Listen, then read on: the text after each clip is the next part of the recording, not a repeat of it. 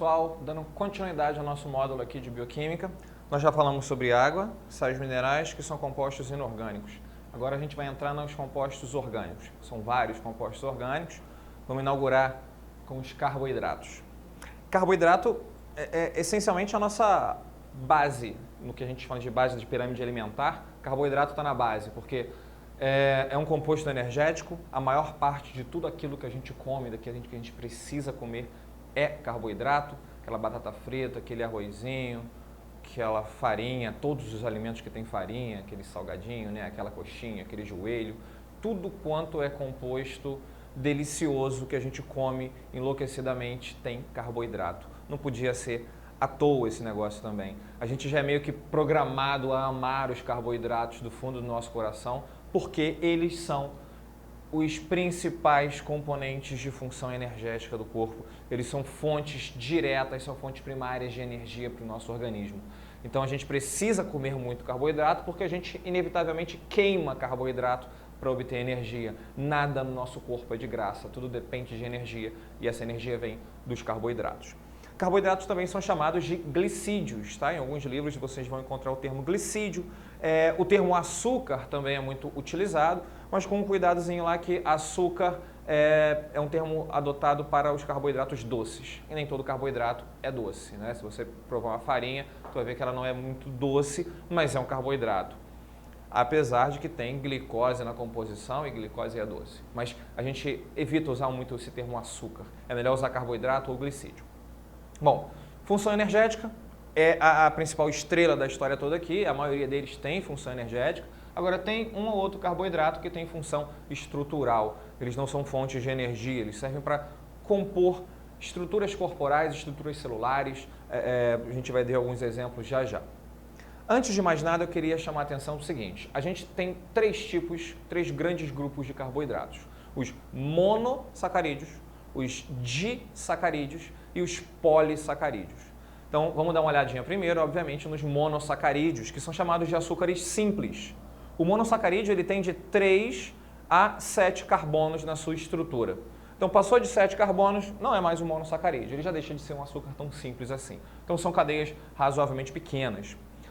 E a maioria dos monossacarídeos responde a uma fórmula geral, que é essa aqui, CnH2ON.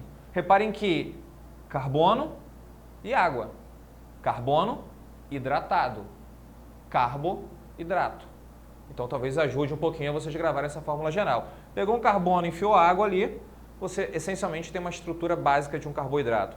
O número de carbonos, N, e aqui N vai multiplicar o número de hidrogênios e o número de oxigênios. Vamos entender isso.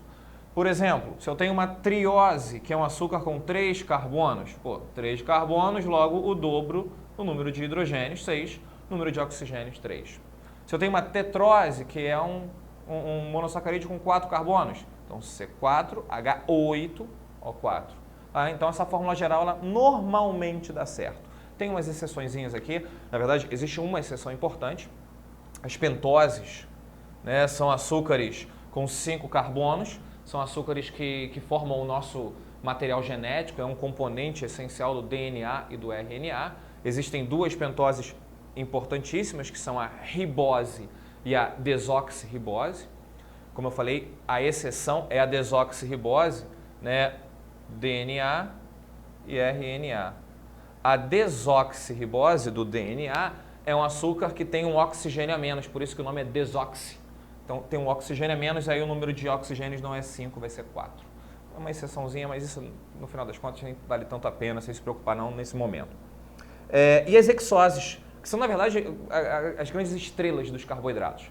As hexoses, né, são açúcares com 6 carbonos, C6H12O6.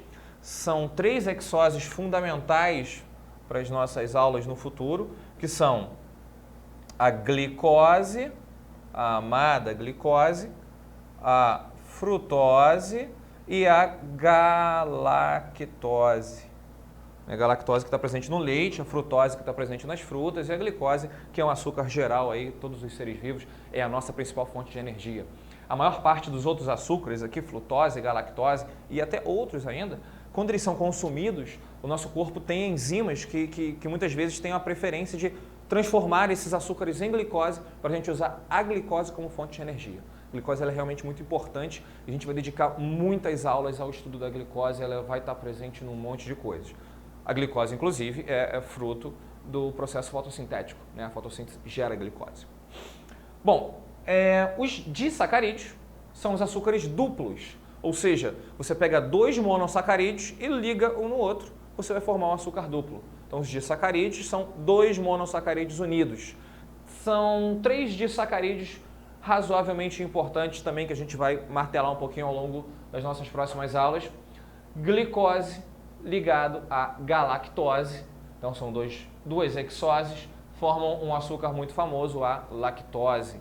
Lactose que também está presente no leite, né? A gente ouve sempre falar aí de vez em quando uma ou outra pessoa tem intolerância à lactose, não podem consumir açúcares que tenha, não pode compostos que tenham açúcar galactose, porque não tem a enzima que quebra glicose em galactose. A maltose, ela é formada por 2 glicoses unidas, e a sacarose, formada por uma glicose e a frutose. Sacarose, fica aí também a informação importante, que é o açúcar que a gente consome, aquele açúcarzinho da cana-de-açúcar, é a sacarose. Então, quando você consome a cana-de-açúcar, você está consumindo glicose e frutose, 2 açúcares. Ingeriu sacarose, você vai quebrá-la em 2 açúcares diferentes. E no final das contas, os 2 acabam gerando energia, os 2 acabam virando... A glicose é usada diretamente, a frutose vai virar glicose, normalmente isso é o que acontece. Então, os disacarídeos, quando são ingeridos por um organismo, eles são quebrados para que a gente use eles na forma de monossacarídeos. Para a gente entender um pouquinho melhor também uma outra coisinha, é como esses caras se ligam. Como é que eles se unem? Como é que eu pego 2 moléculas e ligo essas moléculas? A ligação entre os disacarídeos, na verdade, a ligação entre os açúcares, de um modo geral, ela é feita por meio de um processo onde sai água. Uma reação onde a água é retirada do processo. Por exemplo, eu tenho 2 moléculas de glicose aqui, então são 2 monossacarídeos, e eu vou transformar essa glicose em maltose. São 2 glicoses que eu vou unir. Para eu fazer esse processo, eu preciso retirar água. A molécula, ela perde OH. Então eu vou tirar isso aqui, vou tirar esse oxigênio aqui só por enquanto, ele vai ficar aqui no meio, e aí eu vou ligar. Saiu H2O. A ligação glicosídica, que é a ligação entre esses carboidratos, ela é uma ligação que eu tenho que tirar água, uma reação onde ocorre a desidratação. Reparem que vocês estão percebendo água, que foi um composto lá do primeiro módulo. Se vocês não assistiram, assistam, porque água é importantíssimo. Está aqui um processo onde a água está aparecendo. Se eu quiser desmontar, eu tenho que fazer o quê? Devolver a água. Tem que ter enzima específica para isso e devolver a água para o processo acontecer. Então, esses foram os monossacarídeos e os disacarídeos. Fica com a gente no próximo módulo que tem os polissacarídeos ainda.